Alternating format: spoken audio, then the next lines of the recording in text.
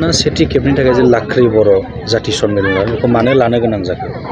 बेखौ लानाय जाहोना जाबाय जों दा दाब दाब जायगायाव दङ जोंनि बंस'फ्रा। दा बे बंस'फोरखौ जों जाहाथे सिनायनो हायो, खौसे जानो हायो। बे गिबि खेब नैबे थिलापारा पश्चिम बाथाबारि गामियाव गिबि खेबनि थाखाय जों बे लाख्रि बर'नि आरो लख्रि बर'नि बंस'फोरनि बाहागि सन्मेलनखौ खुंनाय जादों आरो। बबे बबे ओनसोलनिफ्राय फैदों जातिफोर? दा बे जोंनि गाहायैथ' बे थिलापारानो जोंनि बंस'आ। दा जोंहा गोदो आबौ सुबिला गावनि फिसाफोरखौ लानानै गगामुग मिमाङाव रायजो जाहैदों।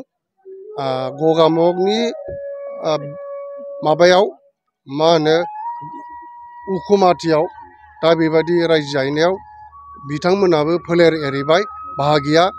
दा बेखायनो जोंना बिनि फिसाला तुराराम बसुमतारिया गावनि हान्जाफोरखौ माने 16सा बाय बाहागिफोरखौ लाबोदों आरो बेनिफ्राय दंबावो जोंहा हगमा बिल बैयाव जोंहा आदा करुना कान्त रुंसारि जाबाय, बिथांनि फोलेरफोर फैदों। आरो बेनिफ्राय बिनि बिफाया जाबाय मनि महन बसुमतारिमोन। दा जोंनि बंस'आ जाहैबाय मा रुनाराम, उनाराम, थेमाराम, सावनाराम, बे बिदा फंबाय साब्रैया लाख्रि बर'नि फिसाफोरमोन आरो। दा बिनि फिसाफ्रा जाहैबाय मा तुहुबिल, सुबिल, बेबादिनो माबा बिनाराम, आरो बेनिफ्राय मानिक, भारत, बेबादिनो फिसाफोरनि बे दालाय दासा जाबाय बे दिनैनि थुबुर जानाय बाहागि सन्मेलना। जों नुनो मोनदों सिगाङाव नोंथांमोननि टाइटेला बर'मोन, दा बसुमतारी जादों, माबोरै जाखो? बे समावहाय माने बाथ्राया ओरैबादि लादों, बर'मोन नंगौ, जेलानाखि बर'फ्रा म्लेच्छ होनजाबायदोंमोन ना, बे म्लेच्छनिफ्राय उद्धार मोननो माबाया बर'खौ टाइटेलखौ सोलायनानै लानाय जादों।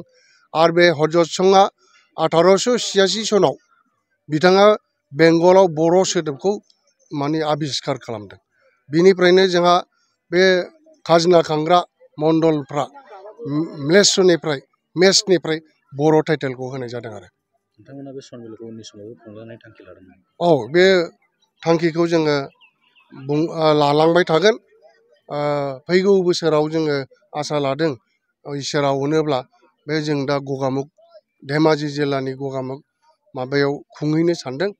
आरो जोंनि बंस'फ्रा सिमेन्ट सापरियावबो दङ आरो। जों नुनो मोनदों नोंथांमोना मोनसे गेवलां मेलबो लाखिदों, मा सावरायनो जागोन बे गेवलां मेलाव? बे गेवलां मेलाव लादों जोङो आलासि, गाहाय आलासि लेंहरदों जोंनिनो बंस'।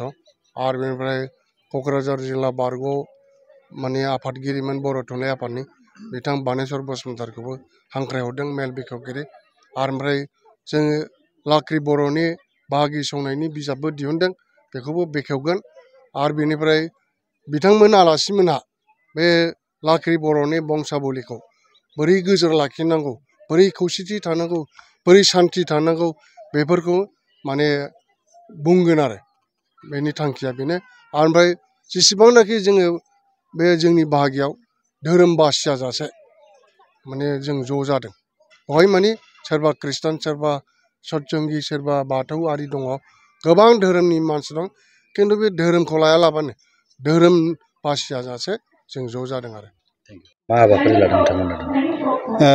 जोङो रुंसारि लाख्रि बर'नि जे सेथि खेब बाहागि सन्मेलन, बेखौ जों दिनैहाय खुंनाय जादों सोनाब बाथाबारि बा थिलापारा गामियावहाय। दा जोंहा बाहाय गासैबो जों हांख्राय मथे दिनैहाय गासैबो जोंनि बाय बाहागिफ्रा सफैजोबदों। आरो जों बेखौ फुंनि हाबाफारि मथे फिरफिला उरायहोनाय लादों। आरो रुंसारिफोरनि जे मन्दप, बेहाय बिबार बावनाय, आरो जों मोनसे गेवलां मेल हाबा लानाय जादों। मानि थाखाय नोंथांमोना बे जाति सन्मेलनखौ लानो गोनां जादों? जाति सन्मेलनखौ जोङो गोदोनि जे बियायं सियायंफ्रा जुदा जाजोब्बाय, गुबुन गुबुन जायगायाव थांजोब्बाय, बेखौ जों जाहाथे खौसे सिनायथिलायनो हायो।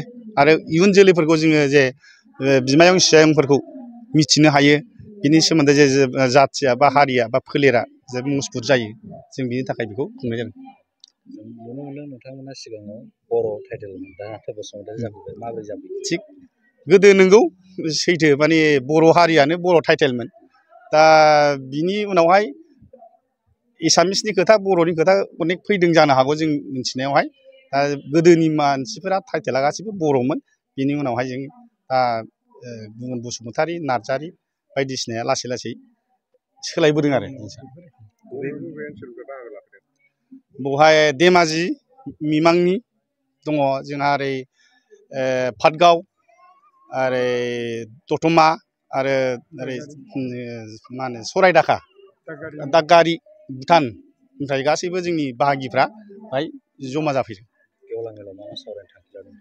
जोङो गेवलां मेलाव जाहाथे जोंनि जे बाहागिफ्रा जाहाथे मुसफुत जायो इयुनाव जाहाथे लेथेर फेथेर जाया अराय गोजोर जानानै थायो बेनि थाखाय जों बेखौ खुंनाय जादों।